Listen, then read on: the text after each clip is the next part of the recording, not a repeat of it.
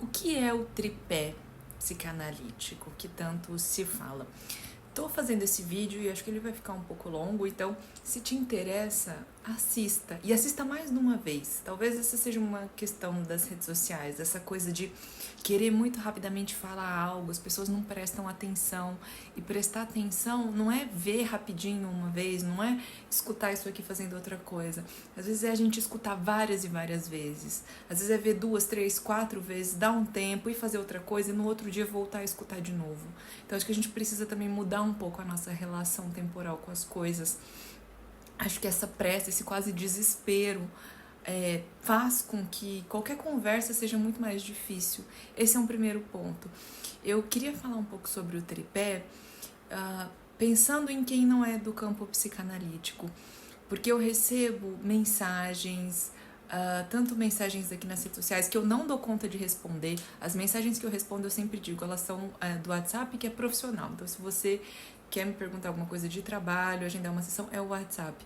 As mensagens, inbox, isso eu não vejo, porque eu sou uma só e então eu preciso escolher. Eu não tenho equipe, eu não tenho alguém que faz, que olha isso aqui, mexe aqui, sou eu. Então o que eu dou conta de fazer é isso. Mas às vezes eu vejo ali uma outra pergunta e às vezes chegam até no WhatsApp perguntas assim: você oferece a análise do tripé psicanalítico? Mas o que é isso? Eu recebo, então, essas perguntas, esses pedidos, e eu tento, à medida do possível, responder, mas fico sempre com essa questão, né, de que efeitos que isso tem. A gente só tem notícias da nossa mensagem de forma invertida, a partir dos efeitos que a gente pode colher. Mas penso que fazer o vídeo aqui é uma possibilidade de poder explicar um pouco mais, de poder abrir, ao invés de querer só oferecer a resposta. É isso aqui.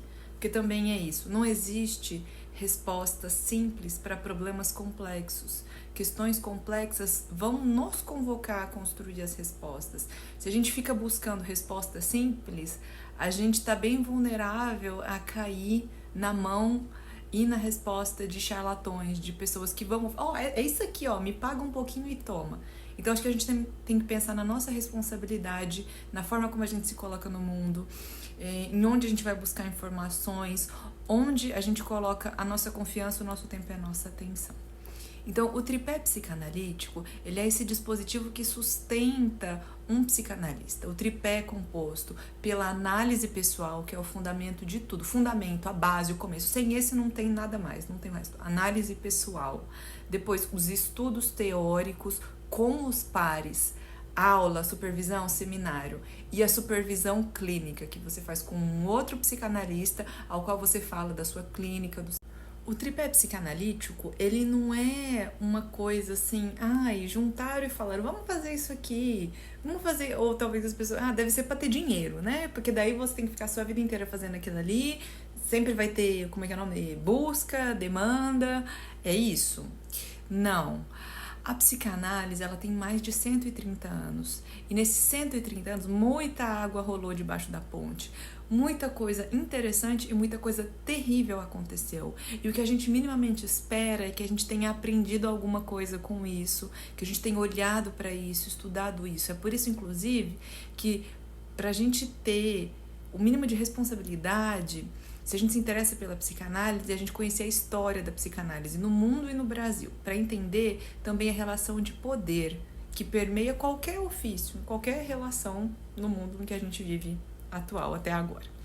Mas então o tripé, ele foi construído ao longo de muito tempo e ele foi a resposta possível aos desafios que o nosso ofício traz. O Freud coloca que psicanalizar é um dos ofícios impossíveis, junto com educar e governar. O que não quer dizer que a gente não faça, pelo contrário, mas que a gente faz sempre com muita dificuldade, com muito desafio e que nunca está garantido. Não tem garantia nenhuma de que a gente vai conseguir fazer, porque isso depende do nosso laço com o outro. Então vai depender do encontro, vai depender da sua possibilidade e da do outro. Uma psicanálise, para a gente entender o que é um tripé, ela é um trabalho com a transferência. O Freud coloca isso. A psicanálise, ela é o trabalho da transferência pensando a sexualidade. Ou seja, é quem considera cada um de nós um perverso polimorfo, é pensar a sexualidade pela via da satisfação e do inconsciente. É quem articula isso ao trabalho da transferência, é alguém que trabalha com algo da psicanálise. E a transferência, ela não é decorar coisinhas. É por isso que uma psicanálise não é psicoeducação. É por isso que, a partir da psicanálise, a gente pensa que a autoajuda não serve pra nada, porque é uma coisa geral. A psicanálise, ela é singular, porque a transferência, ela precisa ser enlaçada com cada um. E a transferência, ela é a colocação em vida daquilo que está nos produzindo conflito. Então, o Freud, ele coloca assim, não é possível a gente derrotar os fantasmas ou lidar com os nossos conflitos em efígie, ou seja, com uma representaçãozinha, com um fingir. Não, tem que viver, aquilo tem que aparecer na transferência. O ódio, a raiva, o conflito, o medo, o desamparo, tudo precisa aparecer e ser trabalhado. Isso exige tempo, exige confiança e é super desafiador. O Freud também tem uma metáfora muito interessante que é a do químico. Ele diz, a gente mexe com coisas explosivas, é perigoso, há muito risco. Então não é à toa que é um trabalho muito exigente, muito difícil, muito delicado, de muita responsabilidade. Considerando então a grande responsabilidade desse ofício, que é lidar com o sofrimento psíquico. Porque vamos pensar por um segundo, quem procura um psicanalista?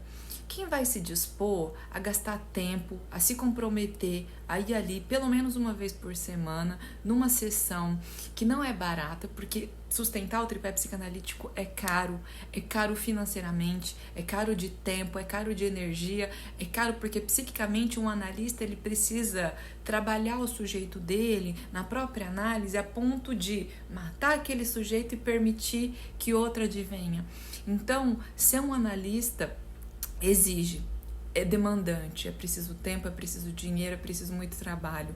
Então, quando a gente também vai oferecer a escuta, também tem tudo isso. Então, quando alguém topa fazer uma análise, a pessoa provavelmente está em muito sofrimento.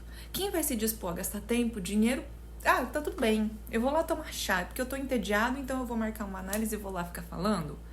Tanto é que a maioria das pessoas fala, autoconhecimento. Se é uma coisa assim muito superficial ou que com uma coisinha que já resolveu, a pessoa não fica em análise. Uma pessoa que topa um trabalho de análise, que entra num percurso de análise, ela tem questões delicadas, ela tem profundo sofrimento. Então, como que seria ético a gente assumir o lugar dessa escuta sem estar profundamente preparado, sem estar avisado da seriedade, da exigência desse lugar? E é exatamente por ser um lugar tão exigente, tão difícil, tão desafiador e de tanta responsabilidade que a gente não sustenta isso sozinho. É muito comum escutar, inclusive em pessoas que estão iniciando da clínica, me sinto sozinho. Mas eu penso que essa solidão talvez inclusive está apontando para isso, é que está faltando então trabalhar mais o tripé. Porque começa na nossa análise pessoal. Então a gente precisa trabalhar o nosso inconsciente, os nossos conflitos. Então a gente nunca tá sozinho, porque os nossos conflitos estão ali aparecendo o tempo todo. Até esse é o trabalho do analista, né? Poder suspender um pouco os próprios conflitos, deixar isso um pouco de lado, colocar e ouvir, abrir espaço para que os conflitos do analisando, do paciente cheguem.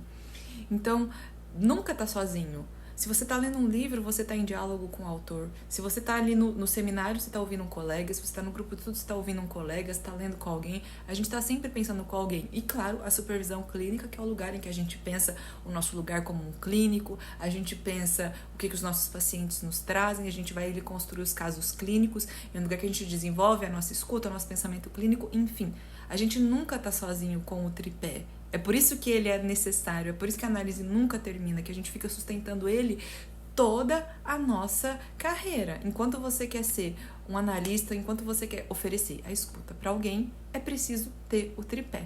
Então, pensando isso, como que a gente pode pensar o que é o tripé psicanalítico? Então, pensando tudo isso, aí vão ter outras questões da história da psicanálise que, se te interessa, vá atrás. Mas, resumidamente, para poder concluir, se você está procurando alguma instituição que te garanta, isso não é psicanálise. Outra vez você deva procurar alguma instituição ligada à IPA, a Instituição Psicanalítica Internacional.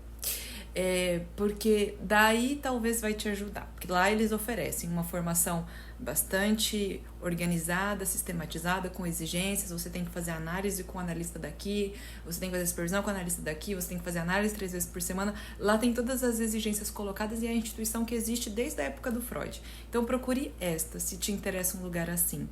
Mas com Lacan e depois de algumas transformações na história da psicanálise, a gente coloca que instituição nenhuma garante nada. É por isso que não existe curso que forma alguém, que te dá autorização. Agora você pode autorizar. Por isso que não existe carteirinha e nem conselho, e que isso tudo isso aí é destruir a psicanálise. Porque colocar a garantia de algo num outro lugar é exatamente o que não é psicanálise. A psicanálise, ela marca o impossível disso, e que cada um tem que se responsabilizar e construir por si isso, e que nunca tá garantido. Não tem carteirinha, não tem diploma, não tem nada. A gente é que tem que se perguntar a cada minuto, a cada momento, o que que me autoriza, o que que eu tô fazendo para poder sustentar este lugar. Não tem ninguém que vai fazer isso pela gente. Uma psicanálise, se pensando tudo isso que eu falei, da transferência, da singularidade, se isso não te faz compreender essa ligação entre essa impossibilidade de ter uma instituição, de esperar esse enrijecimento, inclusive no fim das contas da covardia que é fazer isso, esperar que uma instituição te garanta, da falta de responsabilidade. Ah, não, eu tenho o certificado, então eu não tenho que ver com isso, não tenho que pensar, não tem nada a ver. Então, talvez inclusive repensar o que você quer, o que você espera da psicanálise. Ainda mais se você está pensando em trabalhar com ela. Porque se essa ideia, se esse fato de não ter garantias, se isso não te entusiasma, se isso não é uma coisa que te interessa, que te faz pensar, uau, que coisa incrível, que diferente, pensar mais de onde isso vem, como que outros fazem isso, se o tripé não é o que, pensando, que interessante, eu vou trabalhar com analista, eu vou fazer supervisão com o outro, eu vou estudar com outros colegas e vou ouvir quão legal quão maravilhosa é a possibilidade de você escutar o seminário de alguém, uma pessoa ali te transmitindo, às vezes décadas, uma vida de experiência, de conhecimento. Se essas coisas não te animam, não te interessam, não te trazem entusiasmo, então talvez é interessante repensar pra quê? O que você está procurando com a psicanálise? Porque tem muitas outras profissões e muitos outros lugares em que essa coisa da garantia funciona muito bem, só não é uma psicanálise. Então acho que é repensar. Então, para ressaltar, quem ficou até aqui e que talvez se interessa, não existe ninguém que vai garantir dizer eu ofereço para você o tripé. Nenhuma instituição, no fim das contas, garante isso. Até se alguma instituição sai vendendo isso, seria para desconfiar. Você é que tem que ir atrás. Se você quer ocupar o lugar de analista, você tem que se responsabilizar por isso. Comece na sua análise. E uma análise de analista é a vida inteira. Então não é ir lá 2, 3 vezes, fazer 4, 1, 2, 3, 5 meses. Não, é a vida inteira. Faz um tempo, tem tempos de análise, mas manejar a angústia dos outros é algo muito delicado. Então, sim, tem trechos de análise, mas mesmo que você conclua, fiz 20 anos de análise, daqui a um tempo, provavelmente, você vai querer voltar a pensar outras coisas. Então, é algo desse tipo. Se não te interessa, se não te anima a fazer 20 anos de análise, então talvez você não queira ser psicanalista. Você tá aí com alguma ilusão de poder, viu alguma coisa, tá achando que é uma coisa que não é, porque não é isso. E ninguém vai dizer, eu ofereço isso. Você tem que ir para análise e ver se aquela pessoa é alguém que te ajuda a trabalhar, a pensar suas questões, a de alguma forma trabalhar sua angústia, sua fantasia. E aí depois disso você vai e estuda com diferentes psicanalistas, conhece algo da teoria, para daí começar a pensar. Então acho que a gente tem que fazer isso, assim, vamos por partes e vamos com calma, com muita responsabilidade.